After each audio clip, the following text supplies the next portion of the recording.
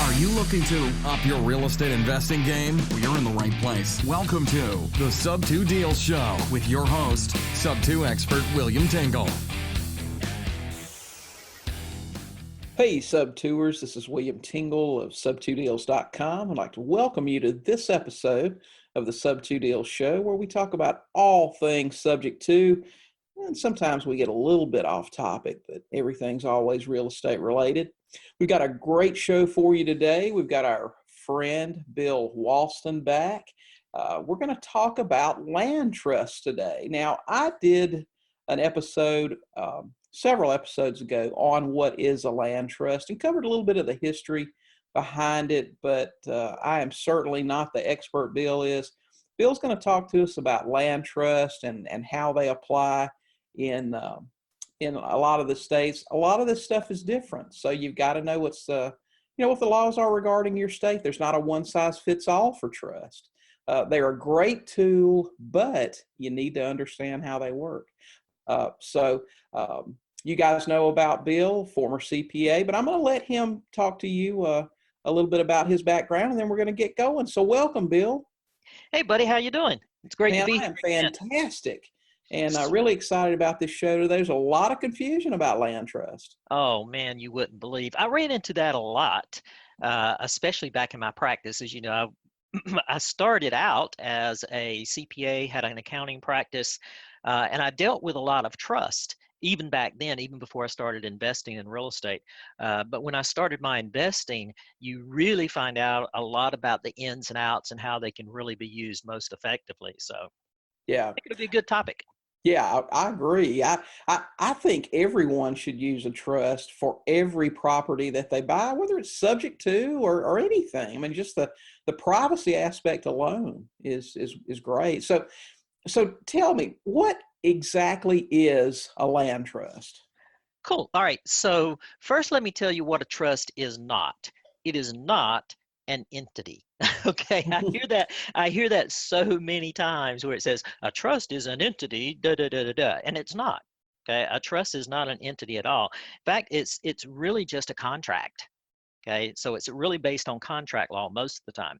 So it's a fiduciary relationship where there is one party who's called the trustor, okay, or the grantor, and he transfers property over to a party called the trustee, and that person holds the title to the property or the assets for the benefit of a third party, and that party is known as the beneficiary. So there are three parties to a trust. You got the grantor, the person who sets it up, the trustee, the person who owns the property and holds it in trust, and the beneficiary who derives the benefits from the asset that is in the trust.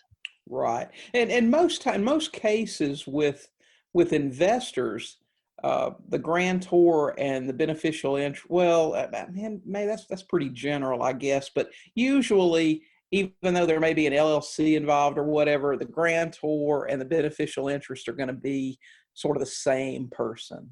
Sort of the same person, but you have to be careful of that, okay? Because the grantor cannot be the sole beneficiary of a trust, and a lot of people don't know that. Right. Okay, but that can invalidate the trust if the grantor is the sole beneficiary. Right. Okay? So he can be one of the beneficiaries, okay, or if you are the only one that you want to have the benefit of the asset, then it's better to make an LLC that you control the beneficiary of the trust, because that LLC is a separate party.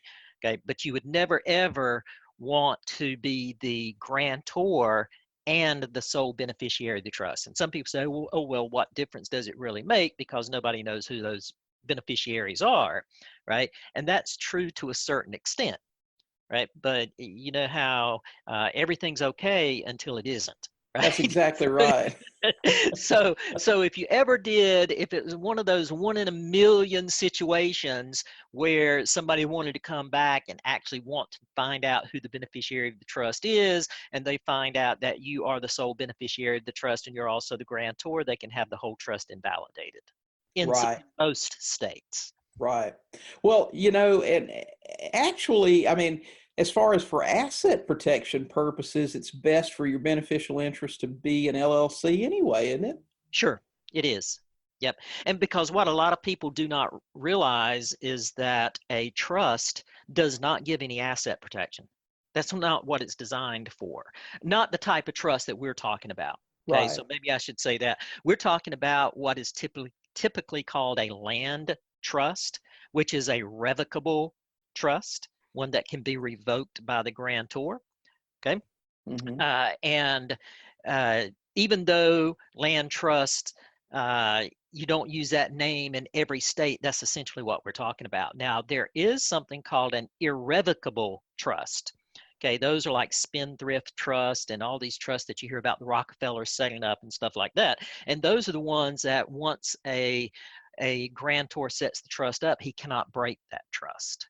Okay, so those would provide some asset protection, right? Right. But not the type of trust that we're talking about. There is no asset protection with a revocable trust. Right. The asset protection aspect of the trust is really just the privacy. The privacy, right? And what you said, the LLC. Okay, the Right. LLC actually provides the asset protection for that trust because that's where the beneficial interest resides. Right. Okay. Well, I think we pretty much most investors or even new investors know about the privacy aspect, but overall, in your opinion, what is it that's so great about a trust?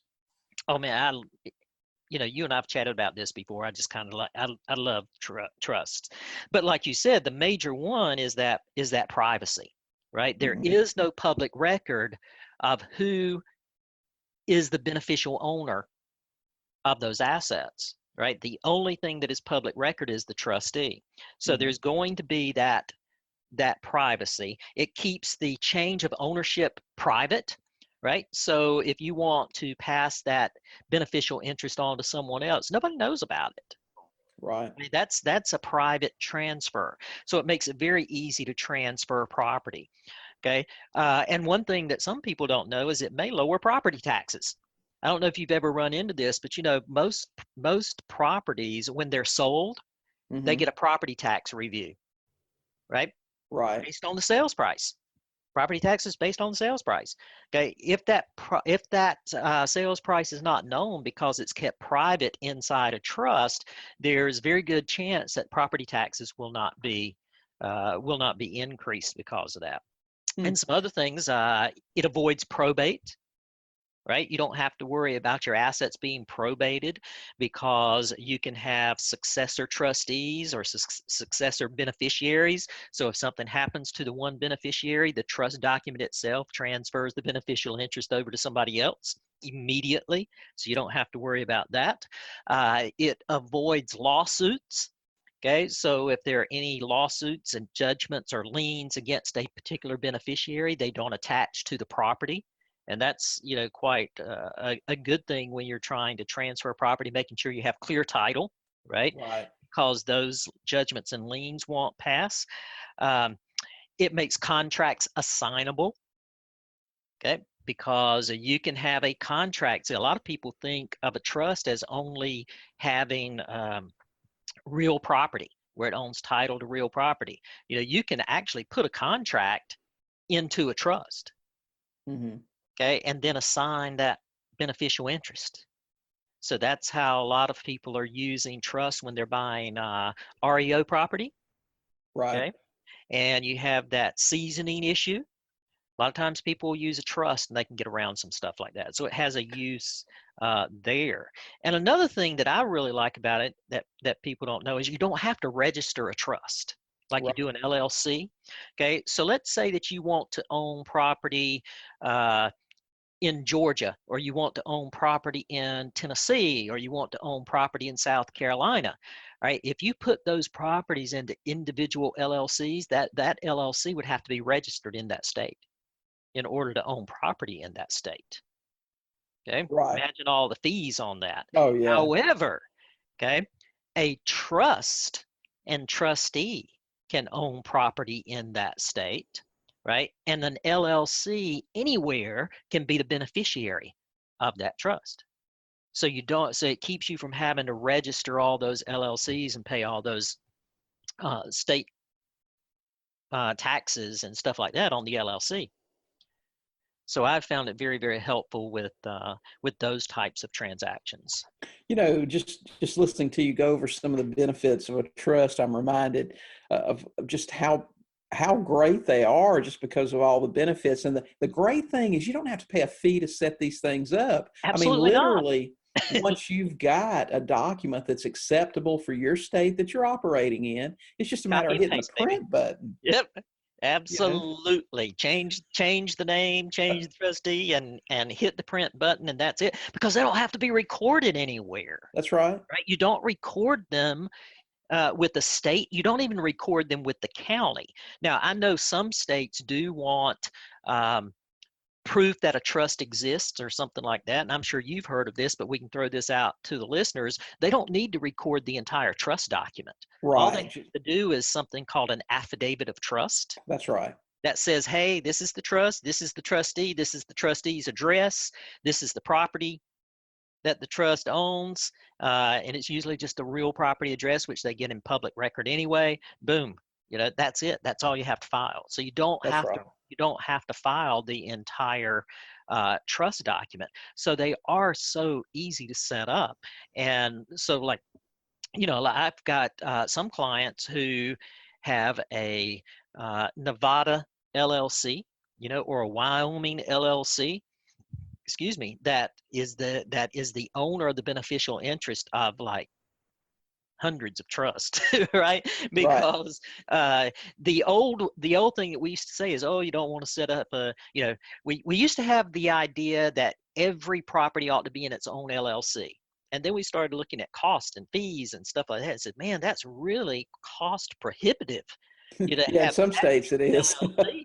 I mean, my God, California, it's $800 to set the darn thing up. And then their Right. annual fee, not counting taxes, their annual fee to keep that LLC going is $800. Yeah. So it's so much easier just to set up a separate trust for every property.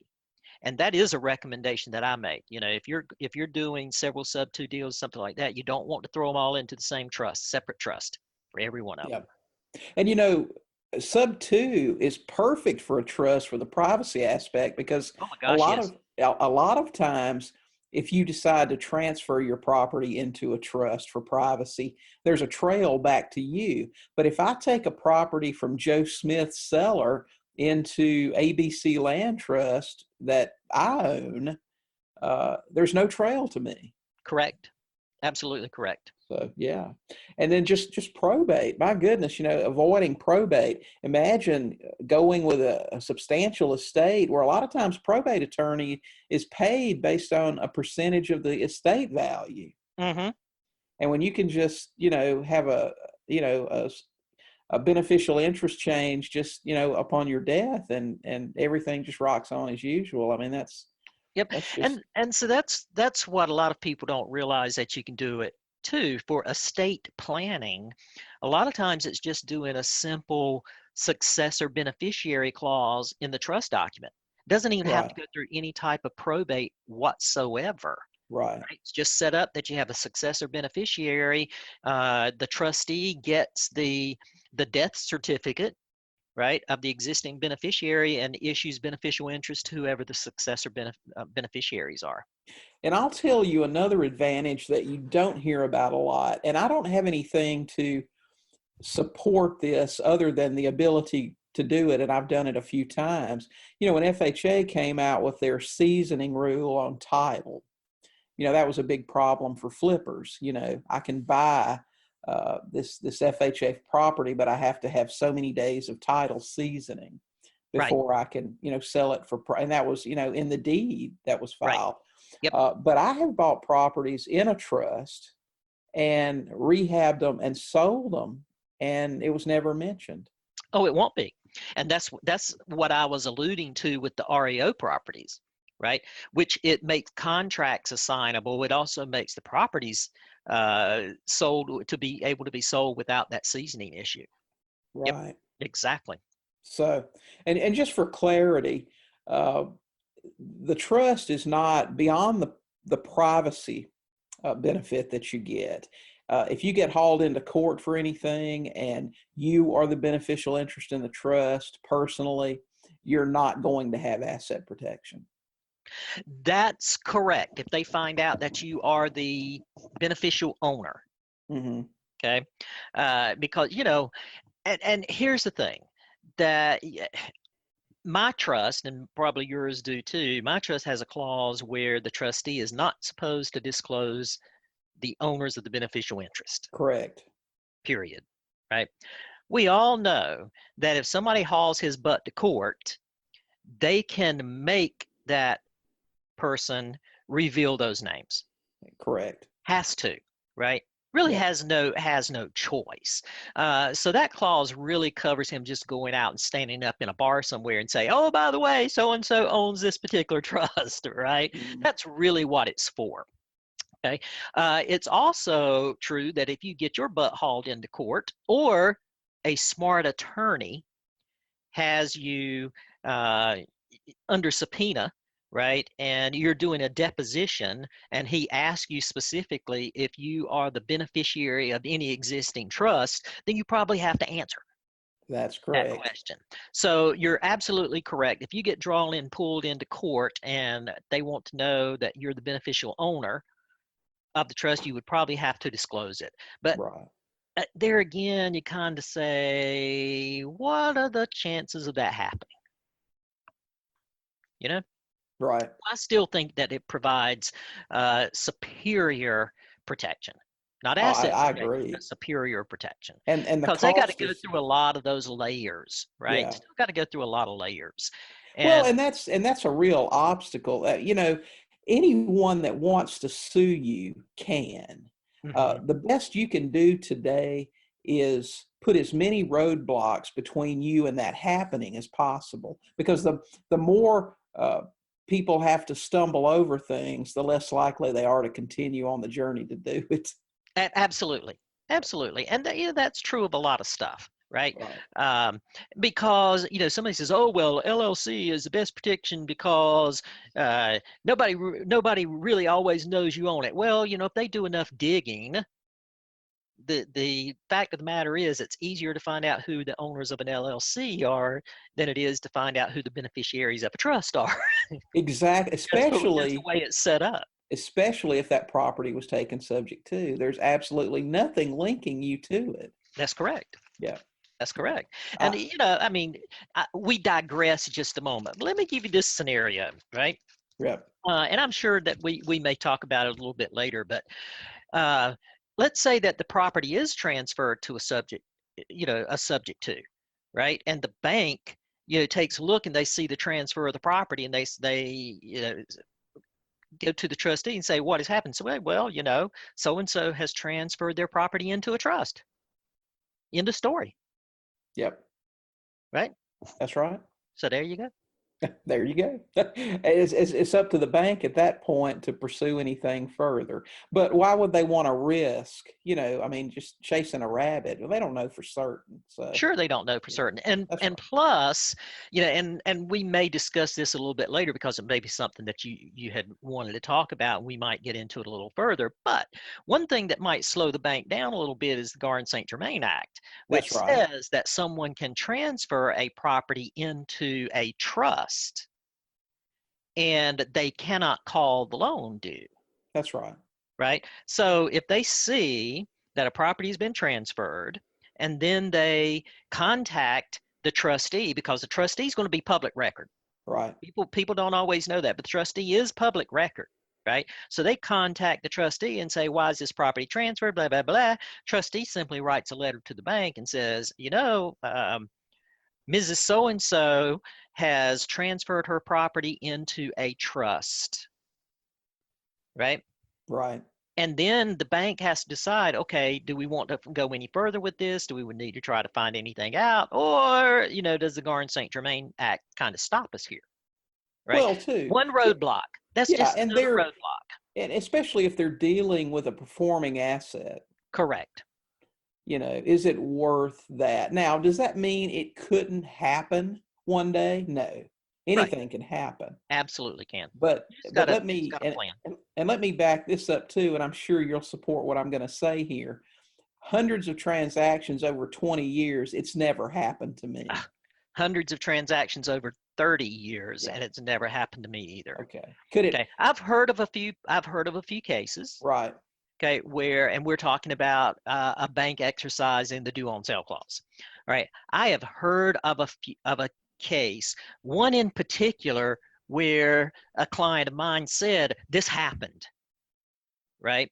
Mm-hmm. But when I dug into the circumstances, it was because the seller called the bank before the transaction took place and Right. said, this is what we want to do. And the bank said, no, you can't do that. And then the seller did it anyway. Well, duh.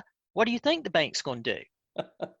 I mean, the bank said, no, don't do it. The seller did it anyway.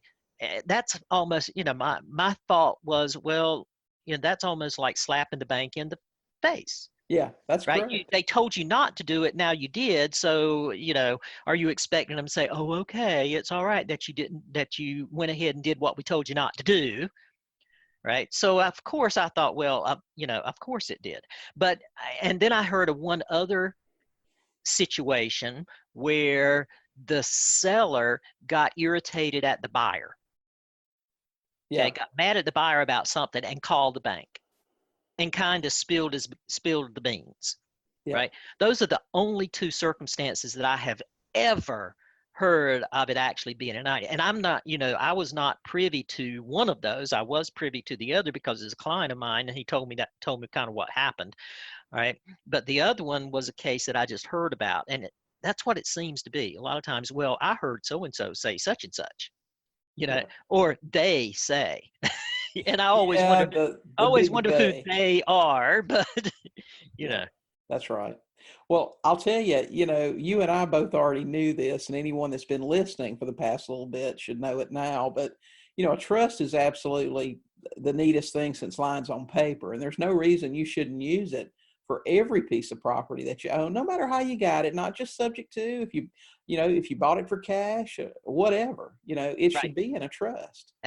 I do not disagree with that. Yeah. Well, trusts are great. We know that. But here's a question. And we actually had this question a couple of days ago in our Facebook group, our Sub2 real estate forum. So if someone came in and said, what do we do in states where, like the state where I live, which his state was Minnesota, and he said they don't allow land trust. And I said, well, I've never heard of that, but can't you use a land trust in all 50 states? Okay. I've got to see how to word this carefully. You cannot use a land trust in all 50 states, but you can use a trust in all 50 states. Okay. So let me clarify that one. There are only 6 states that have land trust statutes. Okay, actually only 5 have land trust statutes, and that's Alabama, Florida, Georgia, North Dakota, and Virginia. Okay, they are the only states that actually have a land trust law. And believe it or not, Illinois, okay, which is where land trust got started, because I know you've heard this is called an Illinois type trust, right? Yes. Illinois, where it got started, actually does not have a land trust statute. They only recognize land trust because of case law, okay, which is law that has been set down because judges have ruled that this is the way it is, okay, and so they're using precedent. All right. So that's what in those states, you can use land trust, and you can call it a land trust and use land trust in the title, and everything's hunky-dory. Okay. In the other 50 states, you have to use what's called a grantor trust. And I would not use the word land trust anywhere in it. Right. Okay, if that makes sense. So I always tell somebody, if you run across an attorney who says you cannot use a land trust, run the other way, because the attorney doesn't really know what he's talking about as far as land trust and trust are concerned. Okay. But what you have to do is you have to be careful how it's worded. Right. And, in the legal realm, words matter. Okay. So if you happen to be in the state of Tennessee and you use a trust document that's called such and such land trust, okay, then you may be in a little bit of trouble. Right. because they would try to come back and unwind what has been done. But if Now you this, used let's 123 clarify. Main Street Trust, you'd be okay. This would be if you were sued. Correct. So if you're not sued, it's not that important.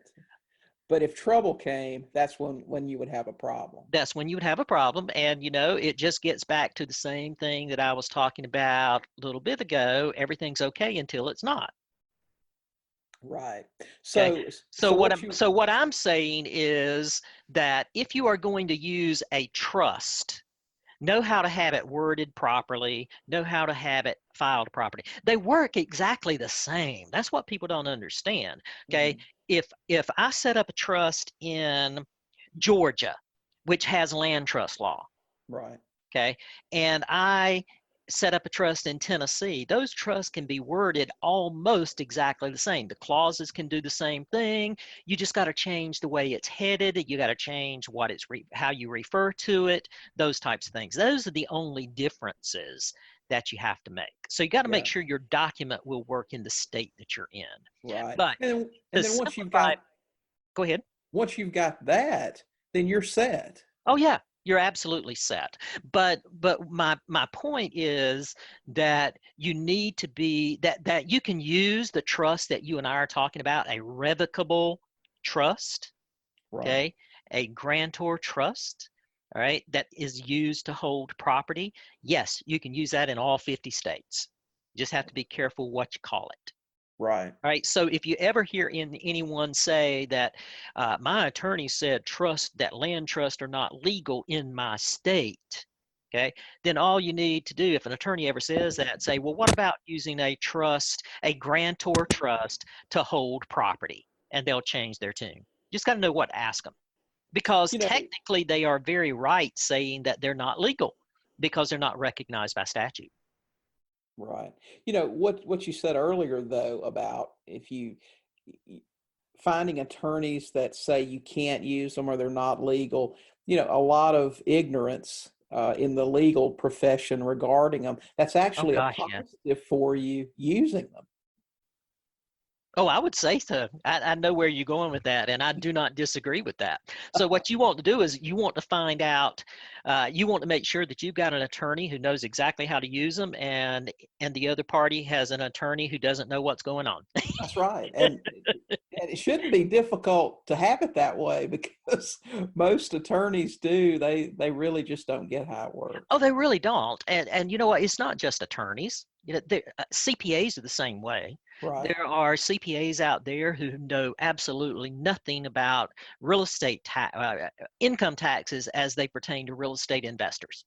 And on that note, let's cover another uh, question here that we Sure. want to get. There's some confusion with investors on that, Okay. and I think that goes along with the whole a land trust is a entity. Uh, the trust is a pass through. It does not affect taxation in any way. That is correct. So if you place your property in a trust, your beneficial interest will control the taxation. Correct.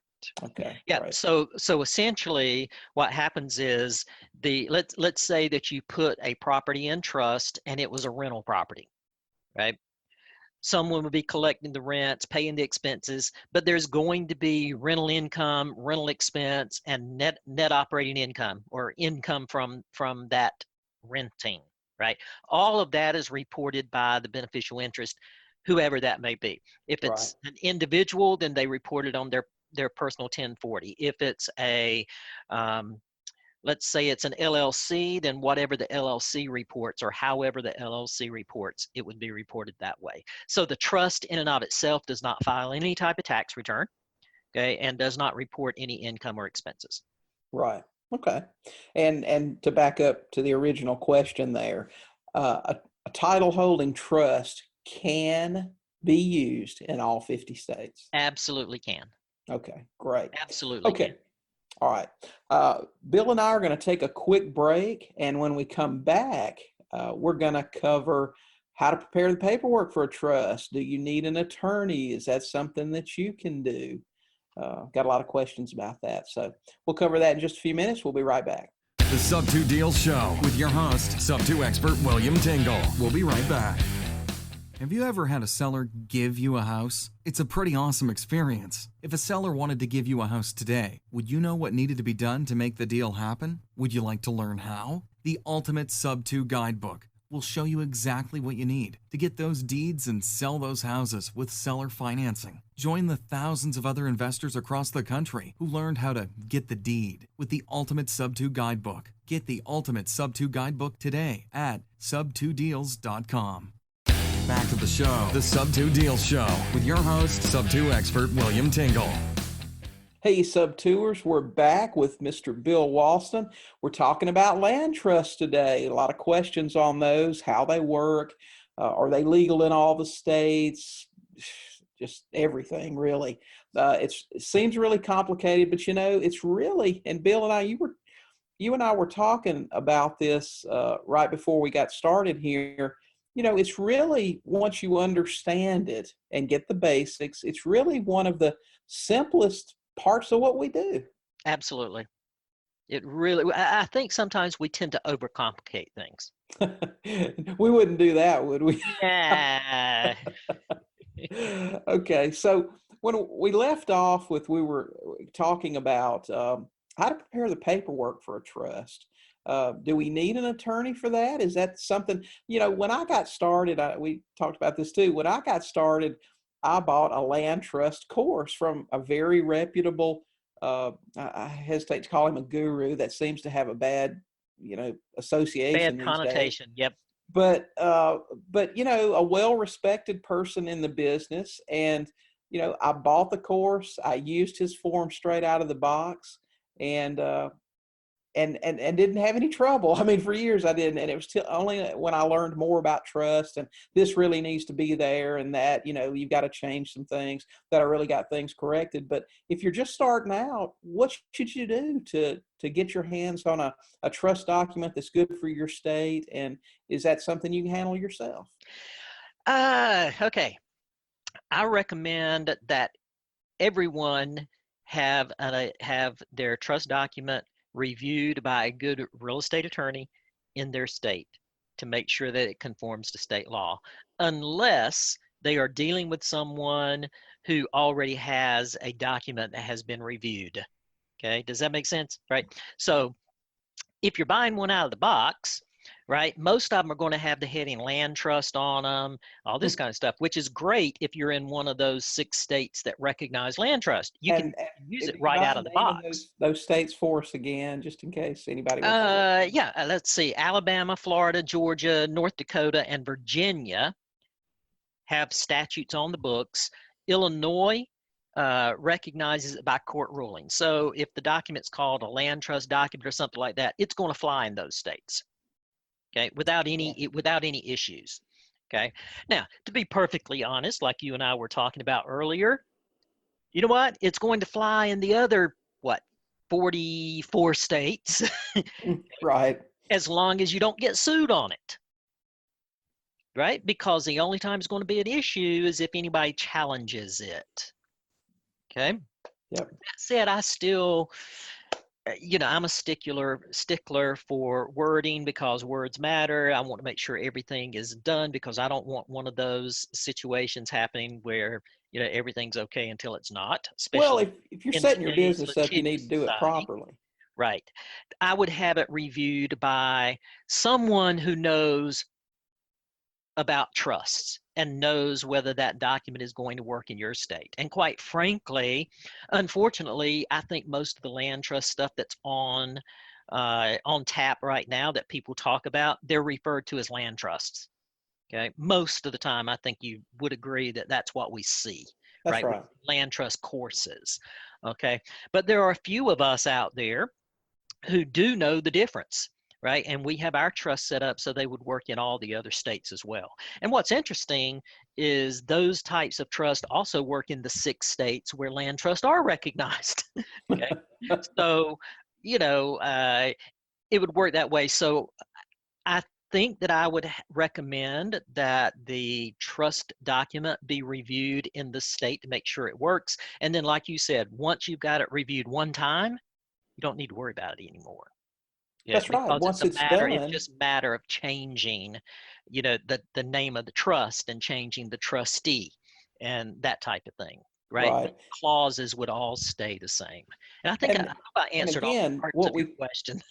what we talked about earlier, there's no cost for a trust once you have paid an attorney to give you a document that will work in your state, that will provide you some degree of security if you're sued.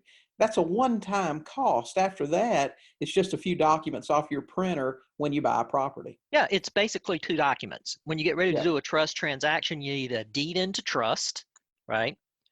So you need a deed transferring the property into the trust to the trustee, and then you need a trust document. That's it. Two right. documents. That's And it. only one of those is recorded. Yep. The other one is private and it's in your file. Absolutely. And while we're on that subject, you will hear some people tell you not to worry about the trust document. All you're going to Uh, file is the deed, and don't worry about the trust document. Listen, go ahead and take the time to print the trust document. Absolutely. Please print the trust document. You know what? One of the things that I see most with my clients when I'm dealing with them, and if I'm reviewing their trust documents or helping them set up their trust, because that's part of what I do in my practice, because I've been doing it forever, right? Is I see sloppy paperwork. I had one, gosh, it was about a month or so ago, where the guy said, "Oh, yeah, this is the trust that I'm using." And I took a look at it and I thought, "Oh my gosh, okay, this ain't going to work, buddy." It just won't, right? It's sloppy paperwork. So you have to make sure that it's set up right. Can't stress that enough, Yep. right? Yep. But as you said, it's like a one-time cost, right? That's right. Once you got it done, unless laws change, and I don't think the trust laws have changed that much in years, right? Right. Um, it's a one-time deal. The only other cost that you would have might be for a notary to notarize the deed, and then the filing, the filing fee for filing the deed, and that's it. That's where most of the new cost would be. Right. Do you find that most um, states will charge you a transfer tax to put a property into a trust? Some states will, some states will not. Okay. And so it's really a state by state basis. Now I can tell you one that I guarantee you will, Pennsylvania. Oh yeah, If it yeah, they moves, have. if it moves, Pennsylvania's going to tax it. Yeah, that's Okay. right. That's just the way it is. So they have a transfer tax on everything. Yeah, Okay. Now most states, if you are transferring your property into a trust, the majority of states that I have worked in do not charge a transfer tax. And the reason that they don't is they assume that you're the beneficiary of the right. trust. Now, that may be a mistaken assumption. They shouldn't make that assumption, but most of them do. That's right. Okay. And based on that, most of the time they are not going to charge transfer tax when you're transferring property into a trust, I because have. they are assuming that you're the beneficial interest, and they don't charge tax if you're transferring it from one party to another. Just like with a quitclaim deed, they usually don't charge a transfer tax. Yeah, I have found that to be the case. If they see a deed transferring from, Joe Smith to XYZ Trust, there's no tax. Usually no tax. Yep, Absolutely correct. that's their assumption. Okay, so again, so back to the answer to the question, if certainly have your documents reviewed by an attorney that will bless those. Once that's happened, you do not need an attorney going forward to complete your paperwork. Just use Exactly. the same documents. Okay, great. Yes. Okay, so next question. Can I be my own trustee? You can be your own trustee as long as you're not the sole trustee Hmm. and beneficiary. Right. Okay. Now, that said, why would you be the trustee?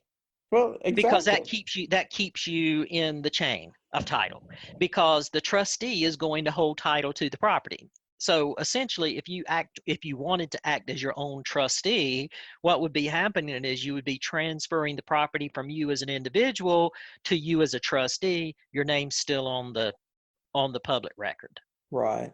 And the Yeah. same, a lot of times, that's followed by, can my corporation or LLC be my trustee? Uh, I don't recommend that. And here is why. In some states, a corporate entity cannot be a trustee unless they're bonded and recognized by the state to do that. Mm-hmm. Okay. Individuals can always be trustees. I have Right. never seen a state that disallowed an individual to be the trustee of a trust, and there's no qualifying or anything like that. Okay. Some states will allow a corporate trustee. That any corporation can be a trustee. Some states, again, will only allow corporations that are bonded and set up to be trustees, like banks. You'll see a lot of banks act as trustees of trusts in various states. I just don't like it. I don't recommend it. Right. And this is what I've found, and this is what I do today.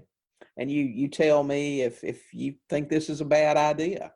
Uh, I've always heard the best trustee is someone with a different last name that lives in a different state out of the jurisdiction Yep. of the court. Yes, I agree. Okay. I totally agree with that. And what I have done in a lot of cases, and you may have heard of this as well. A lot of times when you have people who are setting up trust, what they'll do is they will do what's called a nominee trustee, meaning they'll just have a person act as trustee long enough to get the property deeded into the trust, get it all set up, taken care of. Then that trustee will actually resign. Exactly. And someone else will become the new trustee of the property. So what happens is that nominee trustee's name is on the property, right? Or on the deed to That's right. begin with. That person then resigns as the trustee and you put somebody else in as trustee, but that's private as well. So that's what's so nice about trust. Once the initial trust is set up, all this other stuff that happens is kind of behind the scenes. That's right. It's Yeah. behind the curtain. Nobody knows. Right. See, for instance, when I had my accounting practice and stuff, I would act as nominee trustee in a lot of cases, right? To get the trust set up and all that kind of stuff. It might happen for just a few minutes, just on paperwork, and then I would resign as trustee, and then someone else in the same state that the property is in, or something like that, would then become the trustee for everything else that took place. Right. Well, let me ask you what your personal opinion is on this. Uh, you set that trust up. You've got a nominee trustee in place just to get things done initially. Mm-hmm. They immediately resign, Mm-hmm. and a successor trustee is appointed. Mm-hmm. Since all of that is off the record, what do you think about the investor at that point being the trustee? Since probably not much is going to have to happen until the property sells. I don't have a problem with that as long as the investor is not the sole beneficiary Hmm. of that. Okay. So where I've seen the LLC be the beneficiary or something like that, I think it's fine for the investor to come in and be the successor trustee because it's Okay. not recorded. Right. It's not on record anywhere. Not So that it's not doesn't on record anywhere. Right. compromise your privacy or That anything. doesn't compromise the privacy. And I know we're getting into a few areas that might be a little advanced level and stuff Yeah, like that's that. right. Because remember that the trustee is the person that's on the deed, Right. right? And so somebody says, well, do you have the successor? The successor trustee has to be on the deed and blah, blah, blah. And then that puts them back on record. Well, you got to remember that all deeds don't have to be recorded immediately. Yeah, that's right. Right. So, for those of you who are following what we're talking about with the resignation of the nominee trustee and all that kind of stuff, what would happen is that nominee trustee would then deed the property to the new trustee, and that deed would just be kept on file. It'd be notarized, ready to go, signed, sealed, and delivered. And then once they got ready to dispose of the property, that's when that successor trustee's deed would be recorded so that they could deed the property to whoever buys it. It's gosh darn it, I forgot to record this. I better get down there and do Yep, it. one of those. That is some advanced stuff. I don't know if we ought to get into that on a Yeah, we'll back off of that one a little bit, but we just we'll, got to tell people we'll what to save that for land trust 102. do. Okay. Okay. Listen, over the years, I know you have too, and I touched on this earlier. You speak with attorneys and other real estate professionals, whether it's agents or whoever it might be, that seem to think, trust are somehow suspect, or Right. not something that they want to mess around with. I'll tell you just a brief story. When I first got started, I didn't have my guy as far as an attorney. That's a process. Right. So who did I go to? Well, the only ones I knew, the ones that had closed on the house that I bought to live in. And just a regular run of the mill, close with agents, cash, banks, that sort of thing, attorney. And I sat down with him and talked with him about land trust and subject to and that sort of thing. And I'll never forget what he said to me. He said, William, I had to go to law school for a long time to do what I do. And I don't want to jeopardize that by doing all this monkey business. Yeah. So no, I'm not interested in doing any of that stuff. So I knew he wasn't my guy, but Absolutely not anyway, your guy. how do you find somebody, to help you with trust documents and close with you with trust and that sort of thing? Well, a lot of times it's going to come from referral. Okay, if you know of someone who's already doing what you want to do, ask them how they're doing it. Right? Ask them to refer you to a professional that's helping them out. Okay, another way is just to interview a heck of a lot of people. Okay, and I would not call an attorney and say, oh, by the way, I want to take my properties into a land trust and I want to know if you can help me with that. Remember, don't use that because it's not going to fly in all 50 states. And you're going to find some attorneys who will say, oh, well, land trusts are not legal, right? You want to word it such as, I'm an investor.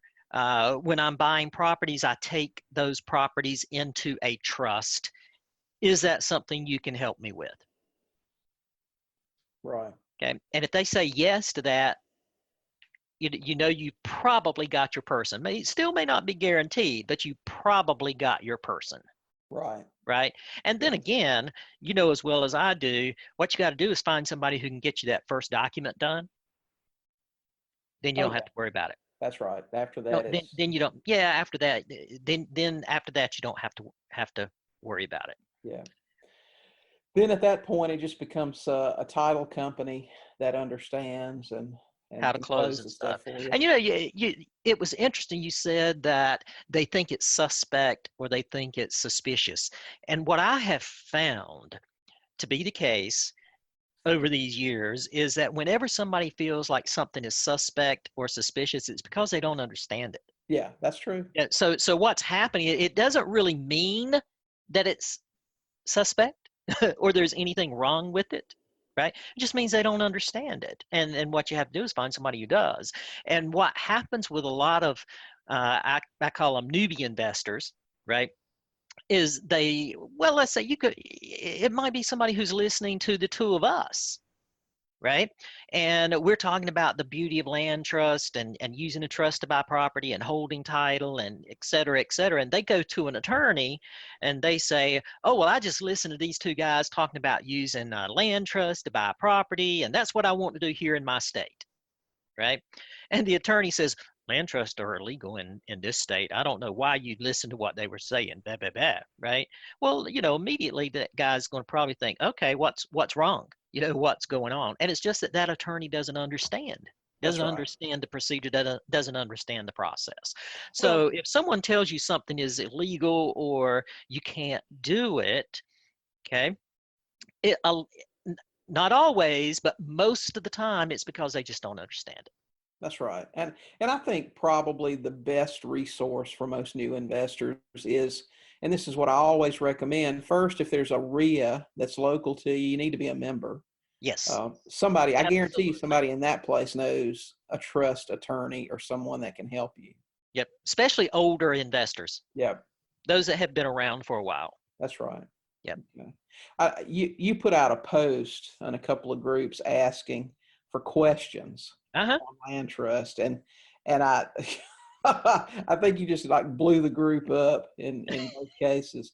So we've got a few of those. Can we go over a few of those? Sure, be great. Okay. Uh, one here I've got is what should I name my trust? I've always told people, listen, you can name that thing just about anything you want to. You can name it the Scooby-Doo Trust, or Yep. Name it after your favorite pet, or just whatever you want to do. Absolutely. A lot of people go with 123 Main Street Trust, right? If the property, they name the trust after the property address, Mhm. which is totally fine. And you know what? If you've got a lot of trusts with different properties, that's probably a good idea because it identifies a trust with a specific property, right? If you got 50 different properties and you got 50 different trusts, if you didn't have some way of distinguishing those, yeah, it might be kind of hard to know where which trust belong to which property. Well, if you don't want to have to turn through every page or whatever looking for the address, that's what I did so I could keep up with it. Yep. You can just name it after the street. You could name it after the original owner. And I think, you know what, that's a Southern thing. Well, you probably know that. You remember, or maybe you don't. I grew up in a farming area, right? And Mhm. the farms actually became known by the name of the original owner. It doesn't matter who owns it now, right? It might be, hey, yeah, we're farming the Beeman place today. Everybody knew what the Beeman place was, even if the Beeman didn't own it anymore. Right. Yeah, Yeah. so you can name it after the original owner. One of the things we used to do, which I don't really encourage necessarily, let's say, William, that I was buying a property, I was taking it subject to, right? And they used to tell us, say, well, if you're buying that property from William Tingle, then you put it into a trust called the William Tingle Family Trust. Right. You know, I don't particularly like that I don't either. method. All right, but the reason they did it was kind of, give credence to the fact that these people were putting their property into a trust and it was for them and it was just going to stay there, right? But you can really, exactly like you said, choose any name that you want to name it, right? The key thing is don't dwell on it. Don't spend Yeah. days and days trying to figure out what you're going to name your trust. Okay, it's like this client I had one time who, you've heard me tell this story before, I'm sure. Started working with this client on buying properties and stuff like that. 2 or 3 weeks went by, didn't hear anything from her. Finally got in touch with her and says, well, what have you done so far? How many offers have you made? She said, well, I hadn't made any offers at all yet. Oh, okay. How many leads do you have? Well, I don't have any leads at all yet. Well, what's going on? Well, I couldn't decide what to name my LLC. Oh yeah. Well, that'll hold you up. It'll hold you up. Don't let it, right? Just name it, pick a naming method and stick with that method. That's right. That whole naming it after your seller business. Hmm. I can see where people probably said, well, that's just another sign to the bank Yep. that this is what's going on. It may help me with the due on sale thing. But I never liked that. I was always more concerned about the seller coming back later saying I had snookered them in some way. And as proof of that, listen, Yep. the trust was The trust named is named for for, me. yeah, Yep. this was supposed to be for my benefit. And I Yep. thought the chances of that happening was much greater than the bank being a problem. Yep. I would agree. But I have to say, again, after 20 years and hundreds of them, neither one has been a problem. No, never We has. we tend to worry about things that aren't going to happen Well, you say and one not time 99% of the problems we worry about don't become problems at all. and and not think about the things that are going to cause trouble for you. Yep. And certainly the name of the trust probably isn't one of the things that's going to be an issue. So anyway, okay, we've talked going over the questions here that you received. I think we've talked about a lot of these. Do you have a comparison just as far as using a trust versus an LLC? I really don't have a comparison. They both have their place. But they're Right. both. most of the time, the way you and I use trust, they're both involved in the transaction anyway. Oh, they are, because what I do is I use the trust for holding the property and the LLC, my LLC, as the beneficiary Right. of the trust. That's All right. right. So, I mean, I think that there are some advantages to using the trust itself over the LLC. Again, because the trust can work across state lines and an LLC can't unless you register it in that state that the property's in, right? So I think that's a disadvantage of a trust. Um, the major reason I use the LLC as a beneficiary is for the asset protection, because a trust does not give asset protection. Right. Okay. Here's a question that's I don't see very often. What language would you need to put in your trust document to ensure survivorship if the trust is revocable? Uh, I saw that question. I was wondering kind of where it was coming from. I'm assuming, and that can sometimes get you in trouble, but I am assuming what they're talking about is if either the trustee dies or if the beneficiary dies, right? That's what I'm thinking. And the solution to that is to have successor trustees or successor beneficiaries Right. named in the document. That's right. And they're in most standard trust documents I've seen anyway. Yeah, most of the time. Yeah. Right. Okay. You just want to make sure that's in there. Okay. And how do you dissolve a trust when you don't need it any longer? Interestingly enough, the beneficiaries just direct the trustee to distribute the assets. Okay.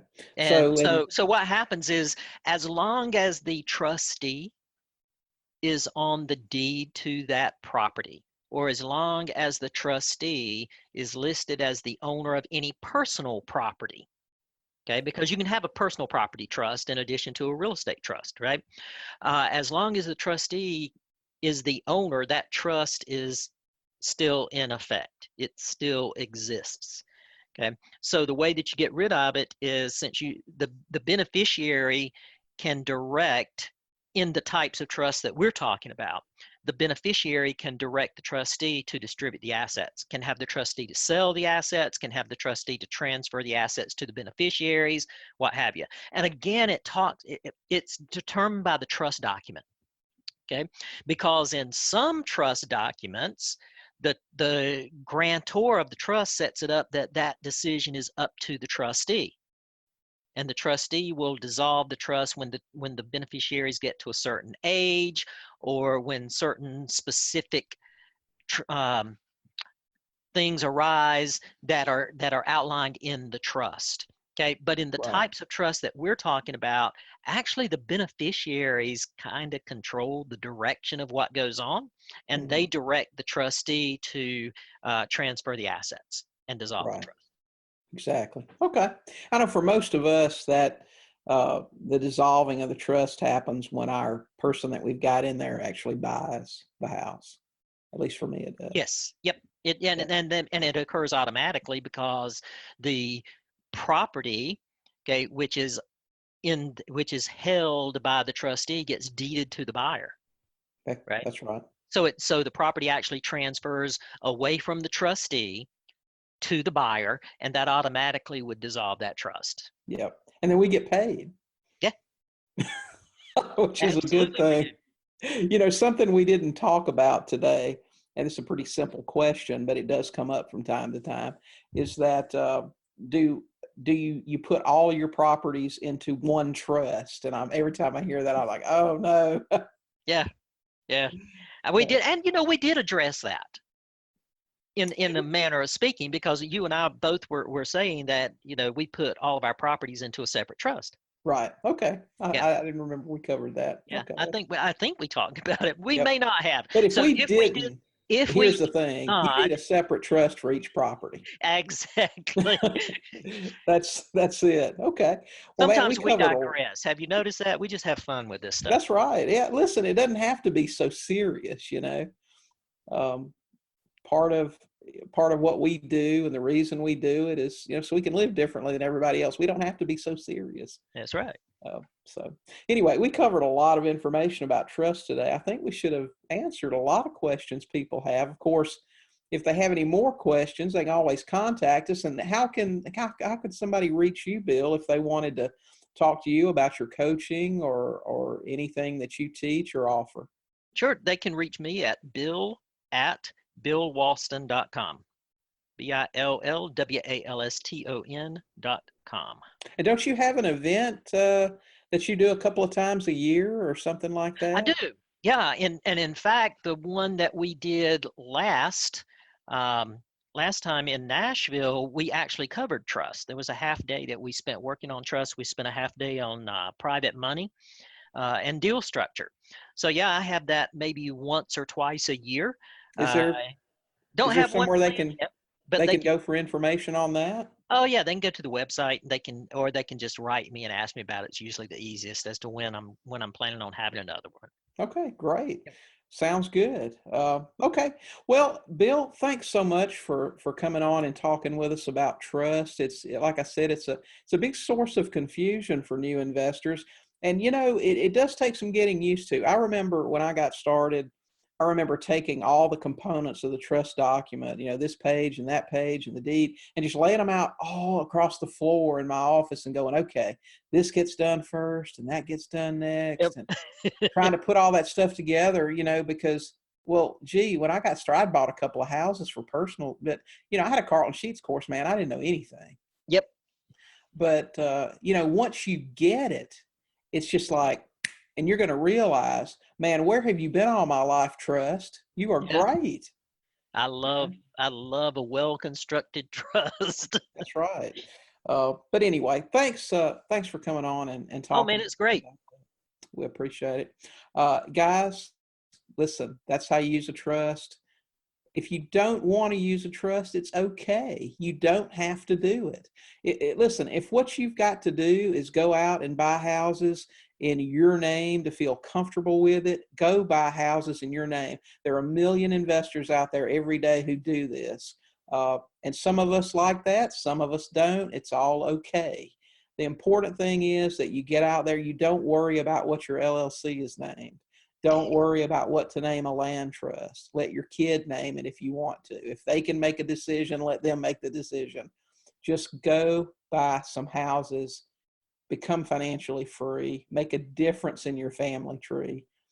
Do something today. That's what's important. Thank you for listening, and we'll see you next time. In the meantime, get out there and buy some houses. Thanks so much for listening to this episode of the Sub 2 Deal Show with William Tingle. If you enjoyed today's episode, please leave a review and subscribe. And for more great content and to stay up to date, visit sub2deals.com and on Facebook at Sub 2 Deals. We'll catch you next time.